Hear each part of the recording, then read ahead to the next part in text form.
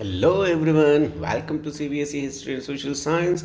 Today we will discuss class 6 Geography chapter 5 Major Domains of the Earth. Today in this video we will discuss the four major domains of the Earth: lithosphere, hydrosphere, atmosphere and biosphere, and then we will also look the different parts of lithosphere, continents and oceans. Then we will discuss about the various facts and figures of continents and oceans. So let's begin today's chapter, major domains of the earth, पृथ्वी के परिमंडल. Before starting the video, don't forget to like, comment, share and subscribe to my channel subscribe करना बिल्कुल मत भूलिएगा. So let's begin today's chapter, पृथ्वी के परिमंडल, major domains of the earth. So let's start. The first slide is about the four major domains of the earth. In this picture we can see the atmosphere. The air part of the earth is known as atmosphere. Lithosphere means the solid part, that is which is earth is made up of, that part is lithosphere. Hydrosphere is the water, hydro part, and the biosphere is the living things on the earth, which are the fishes, the birds, the animals and human beings. All these are biosphere. So it is very easy chapter. Let's begin with the definition of all the four major domains of the earth. First one is lithosphere. Solid portion of the earth is called lithosphere. पृथ्वी का वह ठोस भाग जिस पर हम रहते हैं, दैट इज स्थलमंडल, लिथोस्फीयर. ठीक है, बहुत इजी है. Then the second one is the gaseous layer that surround the earth is atmosphere. वह वायुमंडल की वह परत जो पृथ्वी को चारों ओर से घेरे हुए है उसे ही वायुमंडल कहते हैं. ठीक है, दैट इज एटमॉस्फेयर. फिर थर्ड है water covers a large area of the earth surface. This area is called hydrosphere. पृथ्वी का एक बहुत बड़ा भाग जल से घिरा हुआ है और जल के इसी भाग को जलमंडल या हाइड्रोस्फीयर कहते हैं. Last one is biosphere. जीव या जैव मंडल is the narrow zone where land, water and air come in contact with each other. पृथ्वी का वह भाग जहाँ जलमंडल, वायुमंडल और स्थल मंडल तीनों मिलकर जो है आपस में जुड़ते हैं और एक नवीन सृष्टि का निर्माण करते हैं जिस पर सारे जीव जंतु निर्भर रहते हैं, उसी को जैव मंडल कहा जाता है. तो जैव मंडल बिना लिथोस्फीयर, हाइड्रोस्फीयर एंड एटमॉस्फेयर के नहीं हो सकता. All three are required for biosphere. ठीक है, इसके बाद हम देखते हैं एक एक करके. फर्स्ट वन इज स्थलमंडल और लिथोस्फीयर. इस पार्ट की क्या विशेषताएं हैं? तो the solid portion of the earth is called the lithosphere. ये हम डिस्कस कर चुके हैं. It comprises the rocks of the earth crust and the thin layer of soil that contain nutrient elements which sustain organism. अब lithosphere में Rocky parts भी आता है जो अर्थ को बनाता है, और साथ ही साथ उसके ऊपर जो थिन लेयर है सोइल की, जिसमें न्यूट्रिएंट्स होते हैं, जो हमारे फर्टाइल एलिमेंट्स होते हैं, जो हमारे क्रॉप ग्रो करने में यूज़ में आते हैं, वो भी इसी लिथोस्फीयर का पार्ट है. तो लिथोस्फीयर में सोइल और रॉक्स दोनों ही आते हैं. फिर earth surface can be divided into two division और land masses known as continents and ocean. अब अर्थ का जो लिथोस्फीयर का एरिया है उसे हम टू पार्ट्स में डिवाइड कर सकते हैं, और जो टू पार्ट्स डिवाइड करते हैं, फर्स्ट वन इज कॉन्टिनेंट्स और महाद्वीप, और सेकंड वन इज ओशन और महासागर. ठीक है, तो अर्थ के ये दो पार्ट हैं. ठीक है, all the oceans of the world are connected with one another. अब जितने भी अर्थ के ऊपर ओशंस हैं वो सब आपस में एक दूसरे से जुड़े हुए हैं. ठीक है, उनका पानी अलग अलग सेपरेट नहीं है, they all are connected. The level of sea water remains the same everywhere. Earth पर सी वाटर का जो समुद्रों के पानी का लेवल है वो हमेशा सब जगह सेम ही रहता है. Elevation of land is measured from the level of the sea. और पृथ्वी के किसी भी स्थान की ऊंचाई को जो है हम सी लेवल से, समुद्र तल से ऊंचाई को नापा जाता है. हमने पढ़ा है ना, माउंट एवरेस्ट की ऊंचाई समुद्र तल से 8,848 मीटर है. तो सी लेवल से ही अर्थ के किसी भी प्लेस की हाइट या एलिवेशन को मेजर करते हैं. The highest mountain peak, Mount Everest, is 8,848 meters above the sea level. ठीक है, जो सबसे ऊंची पर्वत चोटी है माउंट एवरेस्ट जिसे कहते हैं वो 8,848 मीटर्स है. This is the height from sea level. ठीक है, ये एलिवेशन जो है सी लेवल से. The greatest depth of 11,022 meter is recorded at Mariana Trench in the Pacific Ocean. अब इसी सी लेवल से अर्थ का सबसे डीपेस्ट प्लेस जो है उसका नाम है मेरियाना ट्रेंच. और मेरियाना ट्रेंच जो है 11,022 मीटर्स. ठीक है, माउंट एवरेस्ट से भी ज़्यादा जो है गहरी है मेरियाना ट्रेंच है. ये पैसिफिक ओशन में, ऑस्ट्रेलिया के पास पैसिफिक ओशन में स्थित है. तो ये दो इंपॉर्टेंट क्वेश्चंस यहाँ पर हैं. Mount Everest is the highest place on the earth and Mariana trench is the deepest place on the अर्थ. ठीक है, दोनों की जो हाइट और डेप्थ है ये भी आपको याद रखनी है. इसके बाद बात करते हैं, ये है हमारा क्या, लिथोस्फीयर, स्थल मंडल. ठीक है, जिस पर हम देख सकते हैं कि ये वाला पार्ट जो है ओशन का है, ये वाला पार्ट जो है कॉन्टिनेंट का है. जमीन वाला भाग जो पानी में डूबा नहीं हुआ वो कॉन्टिनेंट्स कहलाता है, और जो पानी के अंदर है वो ओशन कहलाता है. दोनों ही जो है ओशंस और जो लैंड वाला कॉन्टिनेंट पार्ट है दोनों ही लिथोस्फीयर पर है. यानी इस समुद्र के नीचे भी स्थल का भाग है जिस पर ये समुद्र टिका हुआ है. तो इसी वजह से इसको लिथोस्फीयर का ही पार्ट माना जाता है. ठीक है, यहाँ हम देख सकते हैं कि हमने जो पहले पढ़ा है कि अर्थ की जो इनर लेयर्स है उसमें सबसे ऊपर जो क्रस्ट है, उसके बाद मैंटल है, फिर उसके बाद जो है नीफे परत आती है जो कोर जिसको कहते हैं. तो यहाँ पर हम क्रस्ट के पास का प्रदेश ही जो है वो आसपास का भाग ही जो है कॉन्टिनेंट्स और ओशनिक क्रस्ट का निर्माण करता है. ठीक है, तो ये क्लियर हो गया होगा आपको. अब हम चलते हैं आगे कॉन्टिनेंट्स, महाद्वीपों के बारे में. तो महाद्वीप है क्या कि अर्थ के ऊपर जो भाग, जमीन के भाग जो पानी के अंदर नहीं है वो सारे सब महाद्वीप द्वीप कहलाते हैं. और देयर आर 7 मेजर कॉन्टिनेंट्स, 7 बड़े महाद्वीप हमारे अर्थ पर देखने को मिलते हैं. दीज कॉन्टिनेंट्स आर, ये कॉन्टिनेंट कौन कौन से हैं? Asia, Europe, Africa, North America, South America, Australia and Antarctica. There are 7 and Asia is the largest continent, सबसे बड़ा महाद्वीप है. The combined land mass of Europe and Asia is called the Eurasia. ठीक है, यूरोप और Asia दोनों आपस में जुड़े हुए हैं और इस वजह से इन दोनों को साथ साथ में यूरेशिया कहा जाता है. ठीक है, एशिया वो महाद्वीप है जो अर्थ की लगभग 1/3 एरिया को कवर करता है. अर्थ पर जितनी ज़मीन है ना उसका 1/3 पार्ट जो है वो एशिया में आता है. ये सबसे बड़ा महाद्वीप है और इसमें सबसे बड़े बड़े देश जो है रशिया, चाइना, इंडिया, ये सभी एशिया के ही पार्ट हैं. फिर बात करते हैं अफ्रीका की. Africa is the second largest continent after Asia. ये दूसरे नंबर का है, एशिया के बाद साइज में दूसरे नंबर का है. The equator, the tropic of Cancer and the tropic of Capricorn. Earth का एकमात्र ऐसा महाद्वीप है जिससे तीनों प्रमुख अक्षांश रेखाएं, कर्क रेखा, मकर रेखा और भूमध्य रेखा, जिस महाद्वीप से होकर जाती है वो तीनों ही रेखाएं जिस महाद्वीप से जाती है वो महाद्वीप है अफ्रीका.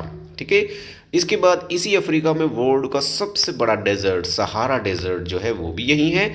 और उसके बाद है world's longest river the Nile that also flows through Africa. Nile river भी अफ्रीका से ही बहती है और वर्ल्ड का सबसे बड़ा डेजर्ट सहारा भी अफ्रीका में ही स्थित है. अफ्रीका एक बहुत वैरायटी वाला लैंड मास है जहाँ पर डेजर्ट्स भी है और जहाँ घने जंगल भी पाए जाते हैं. फिर बात करते हैं North America is the third largest continent of the world.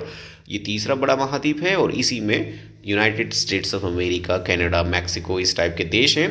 It is link to South Africa. ये साउथ अफ्रीका से जुड़ा हुआ है by a very narrow strip of land called the isthmus of Panama. ठीक है, ये पनामा इस्थमस से या स्थल संधि, इस्थमस का मतलब होता है स्थल संधि, तो ये पनामा इस्थमस या स्थल संधि से साउथ अमेरिका से जुड़ा हुआ है. ठीक है, तो नॉर्थ अमेरिका और साउथ अमेरिका दोनों आपस में कनेक्टेड है पनामा स्थल संधि से. ठीक है, देन बात करते हैं साउथ अमेरिका. साउथ अमेरिका में जो है वर्ल्ड की सबसे ऊंची पर्वतमाला, सबसे लंबी पर्वतमाला the Andes, world's longest mountain. देखो, सबसे ऊंची पर्वतमाला है हिमालय और सबसे लंबी पर्वतमाला है एंडीज. और ये एंडीज पर्वतमाला जो है रन करती है साउथ अमेरिका में एक लंबे स्ट्रिप में जो है ये साउथ अमेरिका में स्थित है। फिर बात करते हैं ऑस्ट्रेलिया की। Australia is the small continent और वो इतना छोटा है कि उसको आइलैंड कॉन्टिनेंट भी कहते हैं। ये पूरी तरह से सदर्न हेमिस्फीयर में आता है। ठीक है, Antarctica last one is permanently covered with thick ice sheet. इस पर हमेशा बर्फ जमा रहता है, साल भर बर्फ जमा रहता है। There are no permanent human settlement, यहाँ पर कोई इंसान नहीं रहता है। Many countries have research stations in Antarctica. बहुत सारे देशों ने अपने रिसर्च स्टेशंस, लेबोरेटरीज जो है एंटार्क्टिका में एस्टेब्लिश कर रखी है, ताकि वो वहाँ पर अर्थ के क्लाइमेट और होने वाले चेंजेस के बारे में स्टडी करते हैं। इंडिया ने भी अपने 2 जो सेंटर्स हैं वहाँ पर एस्टेब्लिश कर रखे। दोनों के नाम बहुत इंपॉर्टेंट है जो आपको याद रखने, Maitri and Dakshin Gangotri are the research center here. ठीक है, ये दोनों ही रिसर्च सेंटर इंडिया के हैं। ये अंटार्कटिका में है, जहाँ पर हमारे साइंटिस्ट रिसर्च के लिए टाइम टू टाइम जाते रहते हैं और ग्लोबल वार्मिंग और ओजोन लेयर से रिलेटेड जितने बहुत सारे जो एक्सपेरिमेंट, साथ ही साथ अर्थ की कंडीशन, एटमॉस्फेरिक कंडीशन को स्टडी वहाँ पर किया जाता है। तो these are the 7 major continents जो आपको याद रखने हैं, बहुत इंपॉर्टेंट है ये सातों के सातों। ठीक है, अब इन सारे ही महाद्वीपों को हम मैप में देखें तो ये अर्थ का जो मैप है, इसमें हम जो ब्लू वाला पार्ट दिखाई दे रहा है दैट इज़ ओशन, और जो कलर्ड पार्ट हम देख सकते हैं वो कॉन्टिनेंट्स हैं। इन कॉन्टिनेंट्स में अगर हम देखें तो सबसे बड़ा पार्ट जो है हमें यहाँ ईस्ट में दिखाई दे रहा है, जो यहाँ से हम देख सकते हैं, जिसमें इंडिया आ गया, चाइना आ गया और ये रशिया के कंट्रीज़ आ गए, और यहाँ से लेकर ये जो इतना बड़ा पार्ट है ये वर्ल्ड का सबसे बड़ा कॉन्टिनेंट है, दैट इज़ एशिया। ठीक है, तो एशिया की लोकेशन अर्थ के ईस्ट पार्ट में है, जिसमें इंडिया आता है, आपको ये याद रखना है। फिर इसकी एशिया से जुड़ा हुआ ही एक कॉन्टिनेंट है यूरोप। ठीक है, यूरोप एक छोटा सा कॉन्टिनेंट है और ये दोनों ही यूरोप और एशिया आपस में मिलकर यूरेशिया कहलाते हैं। रीज़न इसका क्या है कि ये दोनों आपस में जुड़े हुए हैं। ये यूरोप है, इसी में इंग्लैंड, जर्मनी, फ्रांस, स्पेन, पुर्तगाल, इतने सारे बड़े बड़े देश, विकसित देश आते हैं। छोटे से देश हैं लेकिन बहुत डेवलप्ड हैं। तो ये इसके मेजर कंट्रीज़ हैं। फिर बात करते हैं वर्ल्ड का सेकंड लार्जेस्ट कॉन्टिनेंट, वो यहाँ मैप में हम देख सकते हैं बिल्कुल सेंटर में पोजीशन है अफ्रीका की। अफ्रीका जो है इसी से होकर जो है इक्वेटर जाती है, इसी से होकर जो है ट्रॉपिक ऑफ कैंसर जाती है, इसी से होकर जो है ट्रॉपिक ऑफ कैप्रिकॉर्न जो है, ये तीनों ही जाती है। इसी में जो है सहारा डेजर्ट भी है और इसी में ही नाइल रिवर भी फ्लो करती है। फिर बात करते हैं थर्ड लार्जेस्ट कॉन्टिनेंट की, तो वो यहाँ पर हम देख सकते हैं कि ये जो है ये वर्ल्ड का थर्ड लार्जेस्ट कॉन्टिनेंट है north America. North America north में है लेकिन अर्थ के वेस्ट पार्ट में है, और ये जो है साउथ अमेरिका से कनेक्टेड है। ठीक है, यहाँ पर कैरिबियन जो सी लिखा है, इसकी जस्ट पास में यहीं पर एक इस्थमस या स्थल संधि है जिसको पनामा स्थल संधि कहते हैं, वहाँ से ये कनेक्टेड है। फिर उसके बाद फोर्थ लार्जेस्ट कॉन्टिनेंट जो है वो साउथ अमेरिका है। साउथ अमेरिका में एंडीज़ जो वर्ल्ड की लॉन्गेस्ट माउंटेन रेंज है वो यहाँ पर है। फिर उसके बाद अगर हम बात करें तो फिफ्थ लार्जेस्ट जो है कॉन्टिनेंट दैट इज़ एंटार्क्टिका है, लेकिन यहाँ पर हम देख सकते हैं पूरा वाइट इसको दिखाया गया है क्योंकि ये आइस शीट से ढका हुआ रहता है, साल भर इस पर बर्फ ही जमी रहती है। ठीक है, ये एंटार्क्टिका बिल्कुल सदर्न जो हमारा है साउथ पोल जो है वहाँ पर ये स्थित है। फिर लास्ट और सबसे छोटा कॉन्टिनेंट की बात करें तो वो है ऑस्ट्रेलिया, जो कि पूरी तरह से सदर्न हेमिस्फीयर में दक्षिणी गोलार्ध में स्थित एक छोटा सा आइलैंड कॉन्टिनेंट है। ठीक है, ये ऑस्ट्रेलिया की पोजीशन है जिसके एक तरफ पैसिफिक है और एक तरफ इंडियन ओशन है। ठीक है, तो ये सारे हो गए हमारे महाद्वीप। ठीक है, इनकी लोकेशन और इनके बारे में सामान्य जानकारी आपके लिए बहुत इंपॉर्टेंट है। अब हम स्टार्ट करते हैं नेक्स्ट, जो कि है हाइड्रोस्फीयर। दूसरा भाग, जो दूसरा परिमंडल है वो है जलमंडल। जलमंडल, the earth is called the blue planet. सभी जानते हैं अर्थ को नीला ग्रह कहते हैं, ब्लू प्लैनेट कहते हैं। और क्यों कहते हैं? Because 71% of earth is covered by water. ठीक है, अर्थ पर 71% पार्ट पर पानी मिलता है एंड ओनली 29% इज लैंड। सिर्फ 29% भाग ही भूमि या स्थल है। ठीक है, तो अर्थ पर वाटर ज़्यादा है, लैंड का एरिया कम है। More than 97% of the earth water is found in the oceans. फिर इसके बाद जितना अर्थ पर पानी है ना, उस पानी में से 97% समुद्रों में, महासागरों में स्थित है। लेकिन ये सारा का सारा पानी जो है is too salty for human use, बहुत ज़्यादा खारा है, नमकीन पानी है, और ये इस वजह से मनुष्य के प्रयोग में, काम में नहीं आता है। तो ये 97% पानी जो महासागरों के, ये मनुष्य के लिए किसी काम का नहीं है। A large proportion of the rest of the water is in the form of ice sheets। इसके बाद बचा हुआ जो ज़्यादातर पानी है वो बर्फ़ के रूप में जमा हुआ है। North Pole, South Pole, Antarctica जो है, ग्रीनलैंड, इन सभी जगह पर माउंटेन्स के ऊपर जो है अर्थ का अराउंड 2% वाटर जो है वहाँ पर जमा हुआ है। 97 + 2 इज़ 99%। ठीक है। और इसके बाद जो बचा रिमेनिंग परसेंट है, 1% से भी कम पानी है, अ वेरी स्मॉल परसेंटेज, ठीक है, less than 1% is available as fresh water for human use. मनुष्य की आवश्यकताओं की पूर्ति के लिए 1% से भी कम पानी जो है वो है। Hence despite being a blue planet we face a shortage of water. और इसी वजह से अर्थ की नीला ग्रह होने के बाद भी, वाटर प्लैनेट होने के बाद भी हमें पानी की कमी महसूस होती है, क्योंकि ह्यूमन नीड के लिए सिर्फ 1% पानी ही अवेलेबल है, फ्रेश वाटर जिसको हम कहते हैं। हाइड्रोस्फीयर आप यहाँ देख सकते हैं, ये ओशन का पार्ट है और 97% पानी यहाँ पर है। फिर उसके बाद जो जितने भी हमारे ग्लेशियर्स हैं माउंटेन्स के ऊपर, या फिर North Pole, South Pole, Antarctica में जो बर्फ़ का शीट है वहाँ पर 2% है और 1% फ्रेश वाटर है। ये वाटर जो है वाटर साइकिल के थ्रू जो है अर्थ पर रोटेट होता रहता है। इसकी क्वांटिटी न कम होती है न ज़्यादा होती है, इसका रोटेशन चलता रहता है। इसमें हम देखते हैं इवापोरेशन की प्रोसेस होती है, फिर कंडेंसेशन होता है, पर्सिपिटेशन होता है, और रिवर्स के थ्रू वापस ये पानी समुद्रों में पहुँचता है और फिर वापस इवापोरेशन की प्रोसेस। तो ये वाटर साइकिल के थ्रू अर्थ पर रोटेट होता रहता है। इसी को हाइड्रोस्फीयर या जलमंडल कहा जाता है। ठीक है, तो ये हो गया जलमंडल का पार्ट। अब इस जलमंडल का सबसे बड़ा पार्ट जो है वो अर्थ के महासागर हैं, major oceans of the earth. तो इन महासागरों के बारे में हम देखते हैं अर्थ के महासागर कौन कौन से हैं। तो सबसे पहला और सबसे बड़ा महासागर है दैट इज पैसिफिक ओशियन, प्रशांत महासागर इसे कहा जाता है। इट इज़ द लार्जेस्ट, ये सबसे बड़ा है। दूसरी जो इसकी फीचर है that it is circular in shape, ये जो है वृत्ताकार, गोलाकार दिखाई देता है। Mariana trench lies under the Pacific oceans, और इसी पैसिफिक ओशन में ही वर्ल्ड का सबसे गहरा स्थान मेरियाना ट्रेंच स्थित है। मेरियाना गर्त जिसे कहते हैं वो ऑस्ट्रेलिया के पास पैसिफिक ओशन में ही है। ठीक है, तो ये है। और इसके बाद हम मैप में इनकी लोकेशन देखेंगे। फिर हम बात करते हैं सेकंड जो ओशन है दैट इज़ अटलांटिक ओशन। ये सेकंड लार्जेस्ट है and it is S shaped, ये अंग्रेजी के अक्षर एस की तरह दिखता है। ठीक है, the coast line of Atlantic Ocean is highly indented. एक बहुत इंपॉर्टेंट चीज़ जो आपको याद रखनी है कि ये जो अटलांटिक ओशन है, इसके आसपास के जितने भी लैंड एरिया हैं वो सारे के सारे सब इंडेंटेड शेप में होते हैं। इंडेंटेड शेप का मतलब दंतुरित, उनकी तट रेखा जो कोस्ट लाइन है वो दंतुरित है, दांतों की तरह दिखाई देती है। दांत जिस तरह से जिगजैग मोड में होते हैं ना, वैसे ही यहाँ पर अटलांटिक ओशन के भी जो तट रेखा है वो इंडेंटेड है, which provides ideal location for natural harbours and forts. और इसकी वजह से ही अटलांटिक ओशन पर बहुत सारे प्राकृतिक बंदरगाह जो है वो पाए जाते हैं। फिर बात करते हैं थर्ड लार्जेस्ट ओशन की, दैट इज इंडियन ओशियन। और इंडियन ओशन की विशेषता सबसे इंपॉर्टेंट क्या है कि यही एकमात्र ऐसा ओशन है which is named after a country, जिसका नाम किसी देश के नाम पर रखा है, and that is our India. हमारा भारत देश के नाम पर इसका नाम इंडियन ओशन है। The shape of the ocean is almost triangular. इस इंडियन ओशन की जो शेप है, आकृति है, वो ट्राइंगुलर, त्रिभुजाकार है।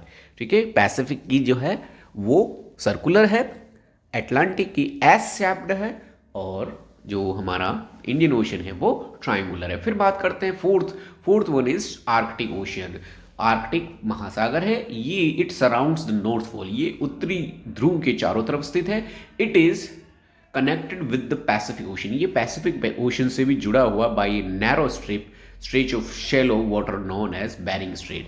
ठीक है, बेरिंग स्ट्रेट जो प्रशांत महासागर और आर्कटिक महासागर को जोड़ती है। और अगर हम इसको देखें तो ये नॉर्थ अमेरिका और जो एशिया है इस दोनों को अलग करती है बेरिंग स्ट्रेट। तो ये है चारों महासागर। ठीक है, अब हम इनको मैप में देखते हैं।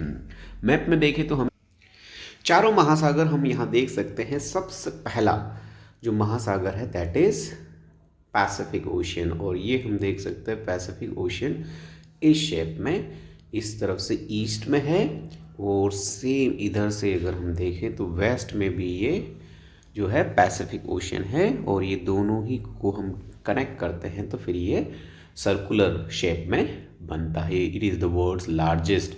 अब पैसिफिक ओशियन के एक तरफ एशिया है और ऑस्ट्रेलिया है, दूसरी तरफ इसके नॉर्थ अमेरिका और साउथ अमेरिका। तो इन चारों महाद्वीपों के बीच का जो महासागर है वो है पैसिफिक ओशियन।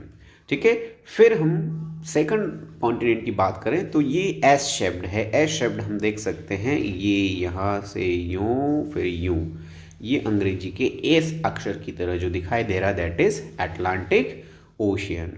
ठीक है, इसके भी चारों तरफ जो है महाद्वीप स्थित हैं। इसके एक तरफ यूरोप और अफ्रीका है, और इसके वेस्ट में जो नॉर्थ अमेरिका और साउथ अमेरिका, इन चारों महाद्वीपों के बीच में ये स्थित है। और इसके आसपास ही सब नेचुरल हार्बर्स, बंदरगाह मिलते हैं, क्योंकि इसकी जो कोस्ट लाइन है ज़्यादातर जगहों की वो इंडेंटेड है या दंतुरित तट रेखा है।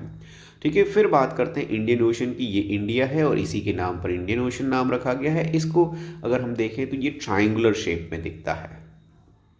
ठीक है, ये जो है इस शेप का है, इस वजह से इसको ट्रायंगुलर शेप का इंडियन ओशन कहते हैं। ये थर्ड लार्जेस्ट है और ये इंडिया के नाम पर रखा गया है। फिर फोर्थ और जो सबसे छोटा है वो है आर्कटिक ओशन। नॉर्थ पोल के चारों तरफ ये जो दिखाई दे रहा है ये है हमारा आर्कटिक ओशन। मोस्टली ये बर्फ़ से जमा रहता है ज़्यादातर, लेकिन कभी कभी जो है इसमें पानी भी रहता है। और यहाँ पर ये जो देख सकते हैं हम कि ये जो पार्ट है यहाँ पर, ठीक है, यहाँ पर ये जो है वो है क्या, बेरिंग स्ट्रेट, जहाँ पर पैसिफिक ओशन और जो आर्कटिक ओशन दोनों मिलते हैं। ठीक है, तो ये हो गए हमारे चारों महासागर। ठीक है, ओशियंस। अब हम बात करते हैं third domain of the earth is atmosphere. वायुमंडल इसको कहा जाता है। वायुमंडल जो है is surrounded by a layer of gas called the atmosphere. Earth ही एक ऐसा प्लानट है जिसके बारे में हम जानते हैं कि यहाँ पर वायु की परत पाई जाती है, और वायु होने की वजह से हमारे यहाँ पर लाइफ जो है वो एग्जिस्ट करती है।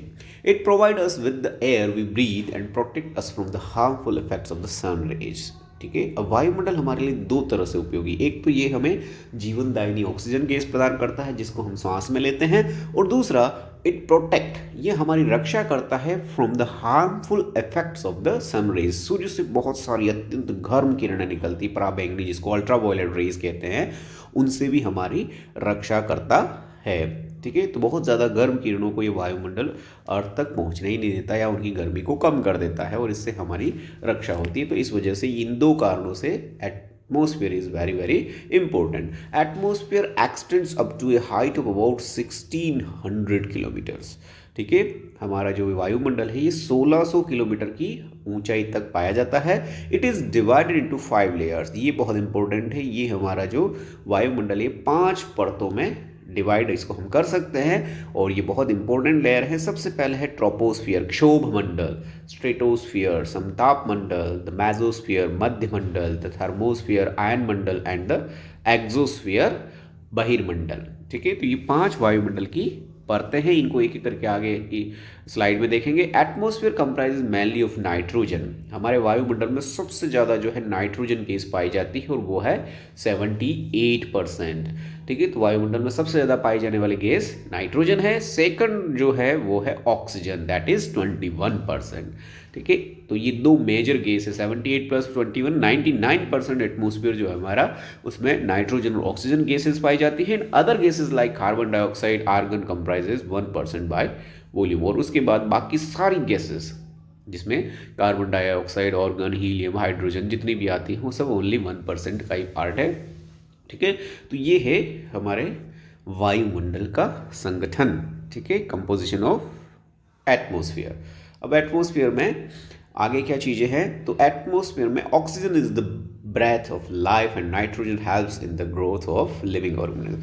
जो ऑक्सीजन है वो लिविंग बींग्स के जीने में, श्वसन में उपयोगी होती है, जबकि नाइट्रोजन जो है वो लिविंग ऑर्गेनिज्म स्पेशली जो प्लांट्स होते हैं उनके ग्रोथ में हेल्प करती है।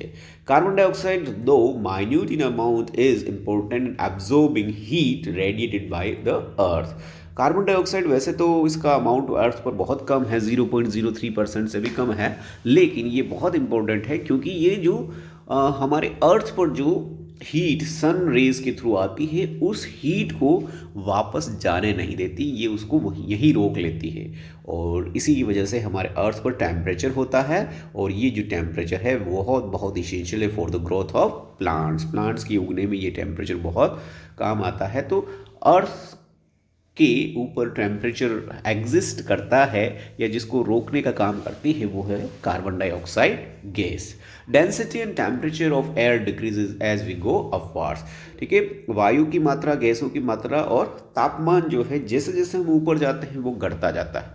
तापमान भी घटता रहता है और गैसों की मात्रा भी जो है ऊपर की तरफ कम है, नीचे अर्थ के आसपास जो है टेम्परेचर भी ज़्यादा होता है और गैसेस की मात्रा भी अधिक मिलती है। The atmosphere exert pressure on the earth. वायुमंडल जो है पृथ्वी पर दबाव डालता है। This varies from place to place, और ये जो प्रेशर है अलग अलग स्थानों पर अलग अलग होता है। एयर प्रेशर जो है सभी जगह सेम नहीं होता है। Air moves from high pressure to low pressure areas, ये बहुत इंपॉर्टेंट है। पवन जिसको हम कहते हैं, वायु जिसको हम कहते हैं, ये हाई प्रेशर से लो प्रेशर की तरफ मूव करती है, और मूविंग एयर को ही हम विंड या पवन कहते हैं। ठीक है, moving air is called wind, और विंड हमेशा किधर से किधर मूव करती है, बहुत इंपॉर्टेंट फैक्ट है, ये आपको याद रखना है। It moves from high pressure to low pressure, उच्च दाब से निम्न वायु दाब की ओर पवन चलती है। ठीक है, तो ये है एटमॉस्फेयर से रिलेटेड बातें। अब एटमॉस्फेयर में हम जिन लेयर्स की बात कर रहे हैं, देयर आर 5 लेयर्स। ठीक है, अर्थ के जो ये देखो माउंटेन स्थल मंडल जो है, लिथोस्फीयर के जस्ट पास में जो वायुमंडल की परत है दैट इज ट्रोपोस्फियर। ये अराउंड जो है लगभग 13 to 14 किलोमीटर्स की लेंथ में एक क्षोभ मंडल कहते हैं। जितने भी नेचुरल एटमॉस्फेरिक चेंजेस होते हैं, बर्फ गिरना, ठीक है, ये ओले पड़ना, बरसात होना, टेम्परेचर का कम ज़्यादा होना, हवा का चलना, ये सारा सब क्षोभ मंडल में होता है ट्रोपोस्फियर, और that's why it is called the most important layer of atmosphere, क्योंकि मौसमी परिवर्तन सारे इसी में होते हैं। ठीक है, ये ट्रोपोस्फियर है। फिर उसके बाद आती है स्ट्रेटोस्फियर, समताप मंडल। समताप मंडल जो है अर्थ से लगभग 50 किलोमीटर की हाइट तक है। 50 किलोमीटर मतलब 13-14 किलोमीटर जो है वो ट्रोपोस्फियर है। उसके बाद जो है स्ट्रेटोस्फियर आती है, ये 50 किलोमीटर तक है, और इसी लेयर का एक पार्ट ओजोन है। ठीक है, स्ट्रेटोस्फियर इसको इसके लिए कहा जाता है क्योंकि यहाँ पर टेम्परेचर और विंड स्पीड बिल्कुल सेम रहती है, वो चेंज नहीं होती। टेम्परेचर भी एक जैसा रहता है, विंड की स्पीड भी एक जैसी रहती है, और इसी वजह से मोस्ट ऑफ द प्लेन्स वो जो है स्ट्रेटोस्फियर में उड़ते हैं। ठीक है, फिर इसके बाद आता है इसी का पार्ट है ओजोन। ओजोन एक थिन लेयर है जो स्ट्रेटोस्फियर का पार्ट है, और ये ओजोन जो है यहाँ पर ओजोन गैस O3 जो है वो पाई जाती है। और ये ओजोन गैस क्या होती है, सन की जो अल्ट्रा वायलेट रेज होती है उनको, या पराबैंगनी किरणें होती है, उनको अर्थ पर आने नहीं देती है, उनको यहीं पर रोक लेती है, और यहीं पर रोक देने की वजह से हमारी पृथ्वी पर जो है ये नहीं पहुंच पाती है, और इस वजह से बहुत ज़्यादा टेम्परेचर हमारा अर्थ का नहीं हो पाता है। और अभी हम देख रहे हैं कि ग्लोबल वार्मिंग में जो CFC गैसेज, क्लोरोफ्लोरोकार्बन है, वो जो ग्लोबल वार्मिंग को कोज कर रही है, उसका मेन रीज़न है कि ये CFC गैसेज जो है ओजोन लेयर को ख़त्म कर रहे हैं, और ओजोन लेयर जैसे जैसे ख़त्म होती जा रही है, उसमें कमी होती जा रही है, उसकी थिकनेस कम होती जा रही है, वैसे वैसे अर्थ का टेम्परेचर इंक्रीज कर रहा है, और इसी प्रोसेस को हम ग्लोबल वार्मिंग या भूमंडलीय तापन कहते हैं। ठीक है, तो ओजोन लेयर का कम होना ही ग्लोबल वार्मिंग का कारण है। फिर आता है मेसोस्फीयर या मध्यमंडल। ठीक है, मध्यमंडल जो है ये हमारे लिए बहुत इम्पोर्टेंट है। इम्पोर्टेंट इस रूप में है कि जो भी स्पेस में बहुत सारे जो है पिंड जो है, आकाशीय पिंड जो है वो घूमते रहते हैं, सेलेस्टियल बॉडीज़, और उसमें से कुछ क्या है जब वो रिवॉल्व इधर उधर करते रहते हैं तो कोई कोई पिंड जो है वो, जिसमें मीटियर्स जिसको हम कहते हैं, वो अर्थ के पास आ जाता है। तो अर्थ जो है उसका ग्रेविटेशनल फोर्स उन मीटियोर्स को अर्थ की तरफ खींच लेता है, उल्का पिंडों को खींच लेता है और वो बहुत तेज स्पीड से अर्थ की तरफ आते हैं और जैसे ही मेसोस्फीयर में, मध्य मंडल में वो एंटर करते हैं, वो जलने लग जाते हैं।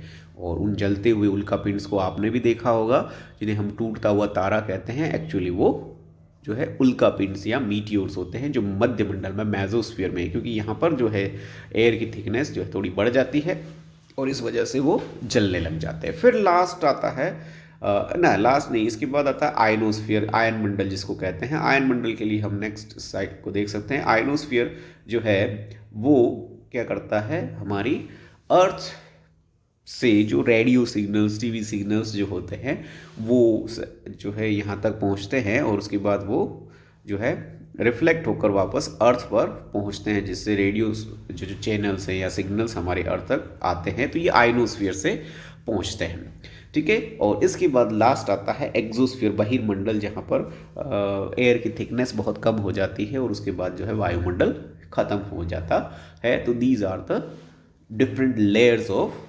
atmosphere, namely troposphere, stratosphere, mesosphere and ionosphere. These are the four important and the last one is exosphere. ठीक है, स्ट्रेटोस्फीयर में ओजोन लेयर मिलती है, ट्रोपोस्फीयर में मौसम संबंधी सारे परिवर्तन होते हैं, मेसोस्फीयर में जो है उल्का पिंड आकर जलने लगते हैं, आयनोस्फीयर से, या जिसको थर्मोस्फीयर भी कहते हैं, यहाँ पर जो है आयंस होते हैं और वो क्या करते हैं, रेडियो सिग्नल्स को रिफ्लेक्ट कर देते हैं। तो ये सारे सब महत्वपूर्ण वायुमंडल की परतें हैं। इसके बाद हम बात करते हैं last one, that is biosphere, जीवमंडल। Biosphere is the narrow contact zone between the land, water and air. ठीक है, लैंड, वाटर और एयर का जो एक संकीर्ण क्षेत्र है उसे ही जीवमंडल कहा जाता है। This zone is unique to planet Earth. ये ही है जो इस अर्थ को यूनिक प्लैनेट बनाता है, क्योंकि बाकी जगहों पर जीवमंडल नहीं है।